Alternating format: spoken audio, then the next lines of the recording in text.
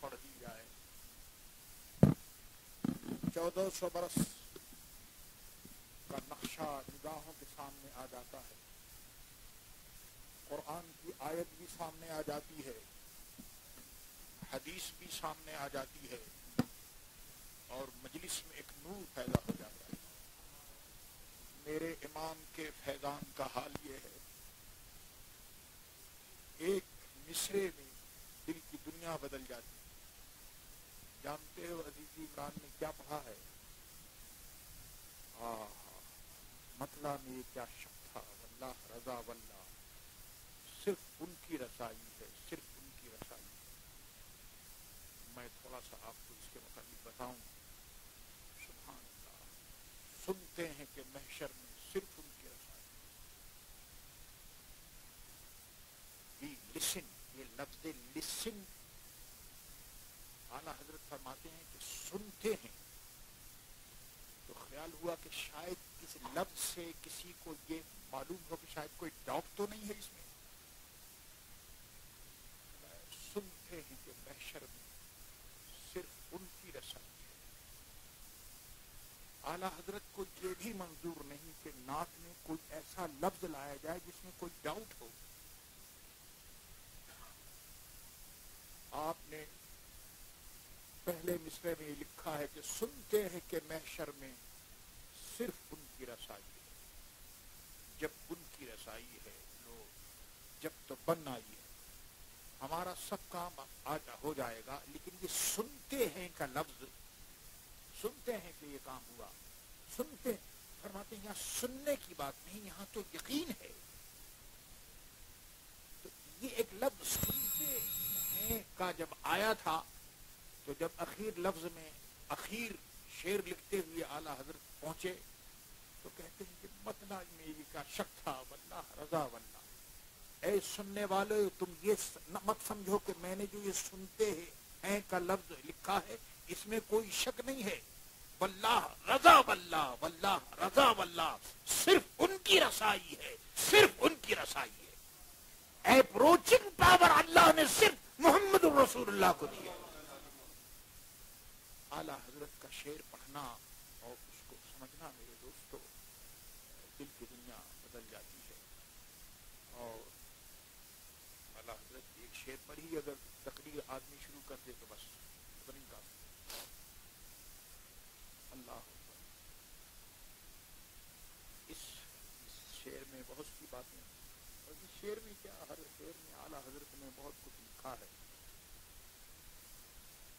درود شریف پڑھیے.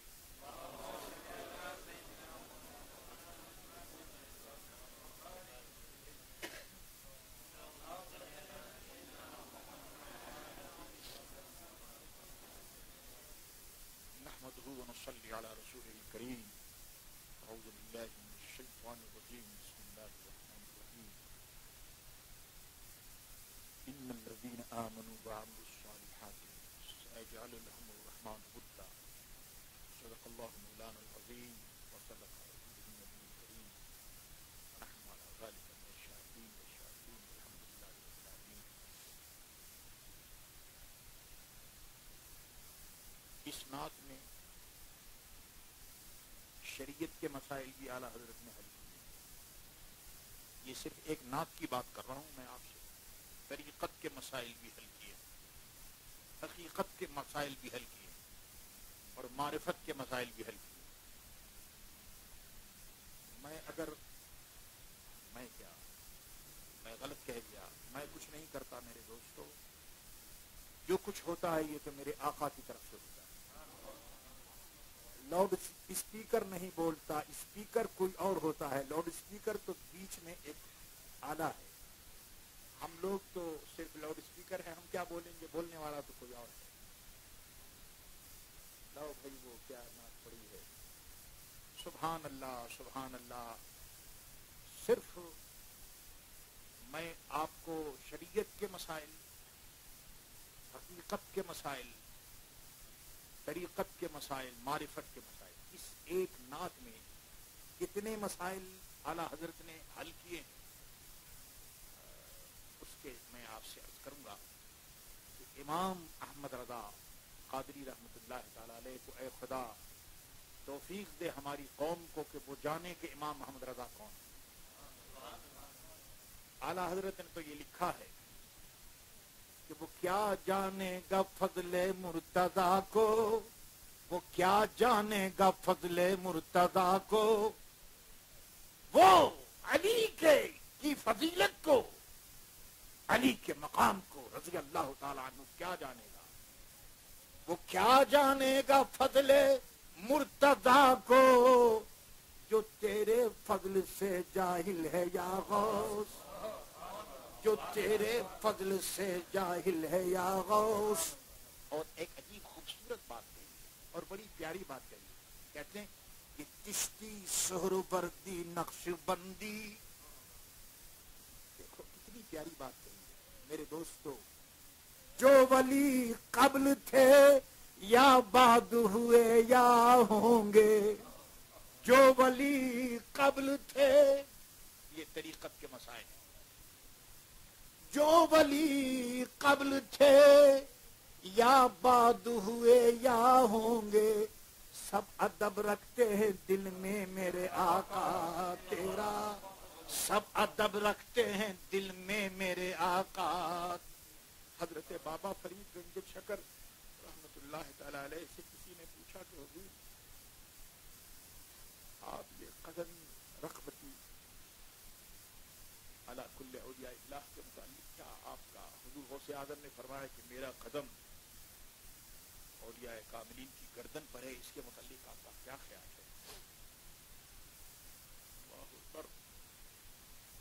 فرمایا کہ جس وقت حضور غوث اعظم نے فرمایا تھا تو میرے شیخ خواجہ نور الدین چشتی رحمت اللہ تعالی علیہ نے سر جھکایا، اور میں اگر ہوتا تو میں اپنی آنکھیں دے دیتا کہ حضور آپ کا قدم میری آنکھوں پر.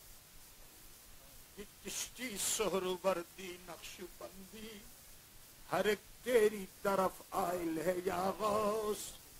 وہ کیا جانے گا فضل مرتضی کو جو تیرے فضل سے جاہل ہے یا غوث. میرے دوستو یہ تو اعلیٰ حضرت نے کہا ہے. اور اس فقیر نے ابھی عرض کیا ہے کہ اس زمانے میں کوئی تجھ سا نہ دیکھا نہ سنا، اس زمانے میں کوئی تجھ سا نہ دیکھا نہ سنا. اعلیٰ حضرت کے متعلق اس زمانے میں کوئی تجھ سا نہ دیکھا نہ سنا، غوث اعظم کی کرامت تھی سراپا تیرا، غوث اعظم کی کرامت تھی سراپا تیرا. میرے عزیزوں میرے دوستو عرض کر رہا ہوں کہ اعلیٰ حضرت نے شریعت کے مسائل ہر شعر میں آپ نے حل فرمایا ہے. ایک مسئلہ ہے شریعت کا، کوئی کہتا ہے مکہ افضل ہے، کوئی کہتا ہے مدینہ افضل ہے. یہ اختلاف ہے. اہل محبت کہتے ہیں کہ مدینہ افضل ہے، کوئی دوسرے لوگ کہتے ہیں کہ کعبہ افضل ہے. بہرحال اس میں بہت سی باتیں ہیں. اعلیٰ حضرت نے کہا ہے اس غزل میں کہ طیبہ نہ صحیح افضل مکہ ہی بڑا زاہد. اے زاہد، اے عبادت کرنے والوں، تم بحث کیوں کرتے ہو؟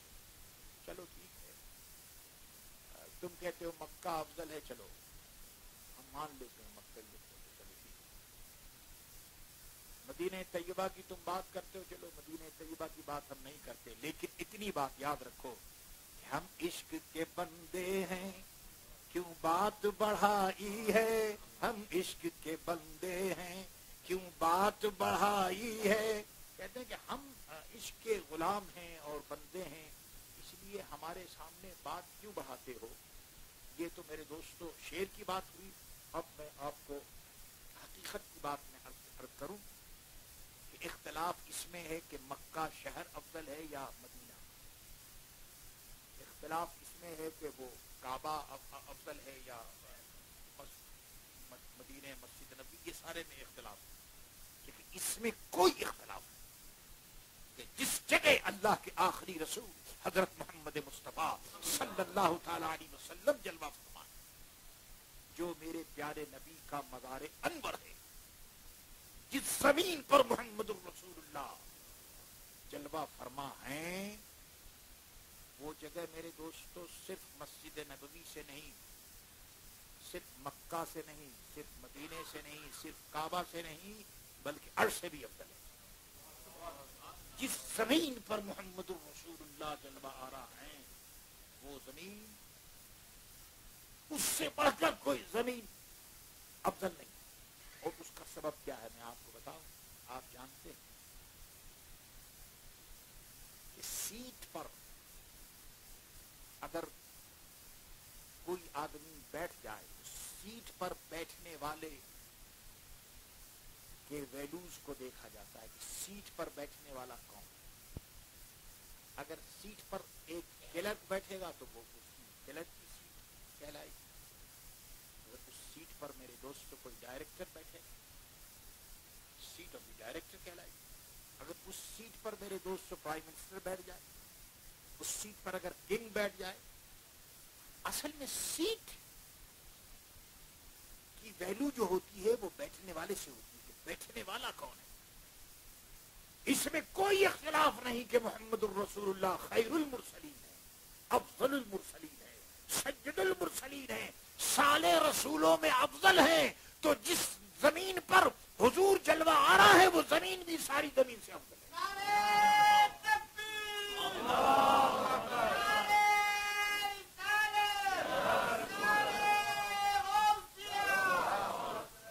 اب اس میں کوئی شبہ نہیں رہا، کیونکہ اگر اس زمین سے کوئی اور افضل جگہ ہوتی تو وہاں حضور جلوہ آرا ہوتے۔ اب کیونکہ مدینے میں وہ جگہ جہاں حضور جلوہ آرا ہے، وہ حضور وہاں تشریف فرما ہے۔ جو زمین حضور کی لفظ میں کیا عرض کروں، جسم مبارک نورانی جسم سے جو جگہ لگی ہوئی ہے، بس وہ جگہ سبحان اللہ میرے دوست، وہ عرض سے بھی کرسی سے بھی، اور وہ کیسی جگہ ہے سبحان اللہ، وہ ایسی جگہ ہے میرے دوستوں کہ سرکار دو عالم کی بارگاہ میں 70,000 صبح اور 70,000 شام فرشتے حضور کی بارگاہ میں سلام عرض کرنے کے لیے حاضر ہوتے ہیں۔ یہ ساری دنیا کے لوگ مل کر کے اگر میرے دوستو حضور کی بارگاہ میں چلے جائیں تو 70,000 صبح اور 70,000 شام نہیں ہوگا، وہاں اینجل اور فرشتے آتے ہیں۔ میرے عزیزوں میرے دوستو، یہ تو بات ہوئی۔ اب سنو، اعلیٰ حضرت عرض کرتے ہیں کہ معراج کا سما ہے کہاں پہنچے زائرو، معراج کا سما ہے اے حاجیو۔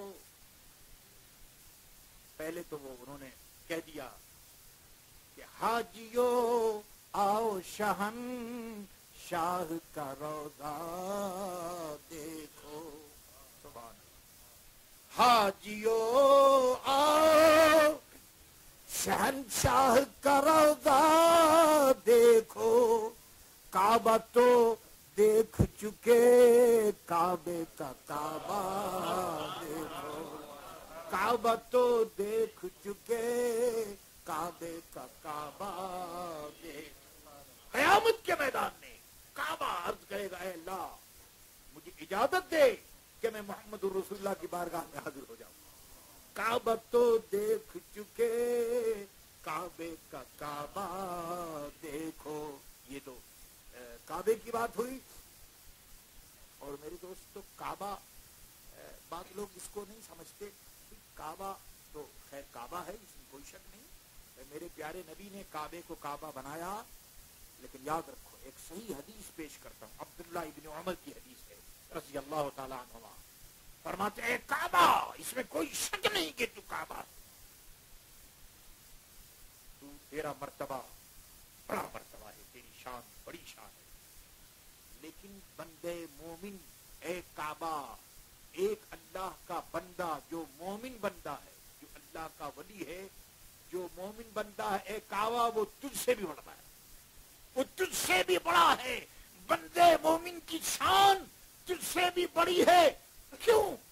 اس کا سبب یہ ہے میرے دوستوں کہ کعبہ اس کو حضرت خلیل نے بنایا، ابراہیم علیہ السلام اور اسماعیل علیہ السلام نے بنایا ہے، لیکن بندے مومن کا دل جو ہے یہاں تو رب کریم کی جلوہ گاہ ہے، یہاں تو اللہ کا جلوہ ہے، اس لیے فرمایا کہ ایک کعبہ تجھ سے بندے مومن کی شان بڑی ہے۔ حاجیو آؤ شہن شاہ کا روزہ دے، کعبہ تو دیکھ چکے کعبے کا یہ تو وہ بات ہوئی۔ اب وہ دوسری بات میں عرض کر رہا ہوں کہ معراج کا سما ہے، کہاں پہنچے زائرو، اے زیارت کے کرنے والوں۔ اعلیٰ حضرت جب کوئی حاجی آتا حج کر کے تو پوچھتے آپ نے حج کیا حاجی صاحب مبارک ہو۔ اب تو میرے دوستوں کیا بتایا جائے، اب تو ہم لوگ جس زمانے میں ہیں اللہ تعالیٰ ہمیں اس زمانے کی نحوست سے بچائے اور اللہ تعالیٰ ایمان پر قائم رکھے۔ ہمارے بچپن کے زمانے میں جب کوئی حاجی آتا تو پورا شہر حاجی کا استقبال کے لیے جاتا، پورا شہر، ہم اس کے ہاتھ چومتے پاؤں چومتے اور جانے کیا کیا، ہم سمجھتے کہ نبی کے شہر سے آ رہا ہے، اس کے پاؤں نبی کے شہر میں گئے۔ ایک عقیدت اور محبت کا زمانہ تھا، سبحان اللہ۔ اعلیٰ حضرت پوچھتے کہ حاجی صاحب آپ مکہ گئے؟ ہاں مکہ گئے۔ اچھا مدینہ طیبہ آپ گئے؟ تو کہتا کہ حضور مدینہ طیبہ زیادہ موقع نہیں ملا، صرف 2-3 دن قیام کا موقع ملا۔ فرمایا کہ 2-3 دن؟ فرمایا کہ حاجی صاحب آپ کو 2-3 دن بہت ملا، میرے نزدیک اگر کوئی شخص ایک سانس اگر مدینے میں لے لے تو پوری زندگی سے بہتر ہے۔ سبحان اللہ۔ اور سنو اعلیٰ حضرت کی محبت دیکھو میرے دوستو، ہم یوں ہی تو اعلیٰ حضرت کا نام نہیں لیتے نا، کچھ ہے جبھی تو لیتے ہیں۔ اعلیٰ حضرت کے بیک گراؤنڈ میں جب تم نظر ڈالو گے تو میرا غوث نظر آئے گا، اعلیٰ حضرت کے روپ میں، اعلیٰ حضرت کے اسٹیچو میں، اعلیٰ حضرت کی صورت اور سیرت میں دیکھو گے، نظر ڈالو گے، سبحان اللہ، تو خواجہ معین الدین چشتی اجمیری رحمت اللہ تعالی علیہ نظر آئے، ائمہ کرام نظر آئے، سبحان اللہ۔ اعلیٰ حضرت امام اہل سنت امام احمد رضا خان قادری رحمت اللہ تعالی علیہ ایک مقام پر لکھتے ہیں کہ یہ سر ہو اور وہ سنگے در، وہ سنگے در ہو اور یہ سر، یہ آخری زمانے میں لکھا ہے۔ آخری زمانے میں آپ نے یہ ڈیسائیڈ کر لیا تھا کہ ہندوستان چھوڑ کر مدینے چلے جائیں۔ لکھتے ہیں کہ یہ سر ہو اور وہ سنگے در، وہ سنگے در ہو اور یہ سر، یا رحمت للعالمین میری تمنا یہ ہے کہ یہ میرا سر ہو اور آپ کے دروازے کا پتھر ہو، یہ سر ہو اور وہ سنگے در، وہ سنگے در ہو اور یہ سر، رضا وہ بھی اگر چاہیں تو اب یہ دل میں ٹھانی ہے، رضا وہ بھی اگر چاہیں تو اب یہ دل میں ٹھانی ہے۔ ہمارا انٹینشن اب یہ ہے کہ اگر حضور چاہیں، اور جانتے ہو کہ اعلیٰ حضرت کے نزدیک